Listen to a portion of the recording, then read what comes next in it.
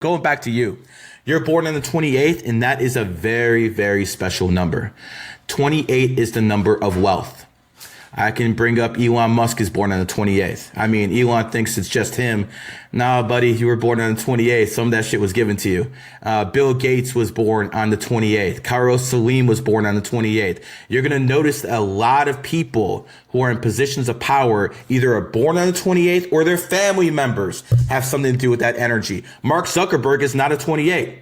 Mark Zuckerberg is a 33. But his sister? When it comes down to Mark Zuckerberg, his sister is born on the 28th. Or what about Jeff Bezos? He's not a 28. But what about this? His first wife, Mackenzie, was a 28 life path. So again, all the richest people were sitting behind Trump over there in their inauguration. They all have a connection to that 28. Now, a lot of people would say, yo, Gary, you're out your freaking mind. Okay, let's go back to Vladimir Putin. Vladimir Putin is not born on the 28th, but we all know he's richer than Musk. Even Elon said this. You know, he has like almost $1 trillion. Yeah, we don't know how much money he has. Yeah, there's quite frankly, I know he was a trillionaire before the war in Ukraine started. I know that. So, but how did he get his wealth? He got married on the 28th. He had his first daughter on the 28th, and that builds wealth. Napoleon. Let's go back to Napoleon. Napoleon was the emperor of France, and he had a strong run until he fucked up in his enemy year. We'll get to that in a second. But Napoleon married Josephine, who was a whore, but Josephine was born on the 28th. After he married her, right like that. It didn't happen. It never would have happened without Josephine. But, you know, it also shows you guys, no matter how rich, how powerful you are, women still will cheat on you. Napoleon was the emperor of France. The emperor of France, and his girl was cheating on him with every officer she could find. So I want guys to understand this, man. Learn numerology and astrology like I did. I've been married for 20 years. I got married to a virgin. By the way, I'm Jewish. She was Muslim. And I basically married a virgin because I was never going to marry an American whore. I don't give a fuck how that makes you guys feel. Or anyone else watching this shit. It is what it is. But I started becoming a millionaire when my kid was born on the 28th. Oh, yeah. I use this. I don't just talk about this. I use this myself. Yeah. You know, I'm not a hypocrite who talks about Christianity and I'm going to, submit to Allah or I'm a Muslim, and then they go cheating on their freaking wife. I don't do shit like that. That's what frauds do.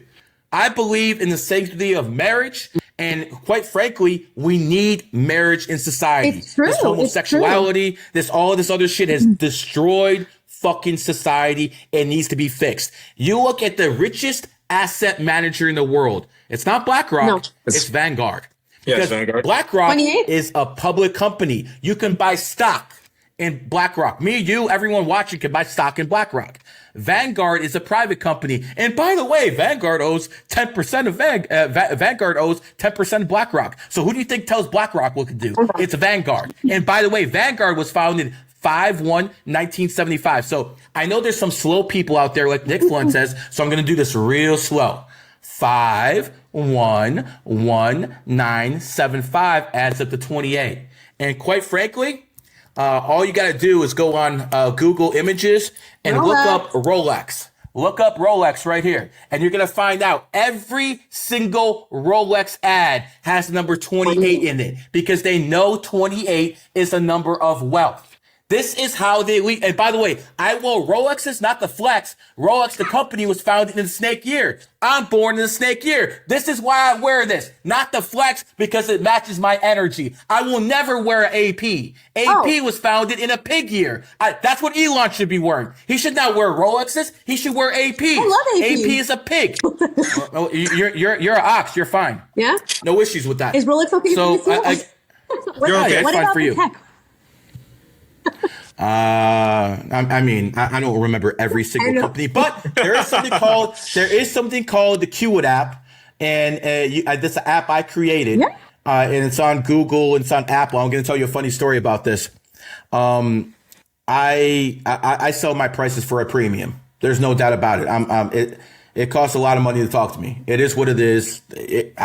I'm not going to fucking apologize. You should, Gary. It is what it is. But when it came to my app and I wanted to get it approved through Apple, they basically said I was charging too much. I was charging like $8.99. Again, everything adds up to 8 in me. And they're like, that's too much. And I'm like, wait a second, Apple. You charge a premium for your computers compared to everyone else because your product is that much more superior than everyone else. So honestly, after about 2 weeks of going back and forth, they let me have my way. And now I have the #1 astrology app on Apple and Google. Oh, so again, nice. Can you spell it out? The Qit app. That's the Qit app. Oh, I just looked up when Panerai was founded. It was founded in 1860, and that is the year of the monkey. So I have a watch where it complements my my rat year. You see how this works? Amazing. You see how this works? This is how it's supposed to work.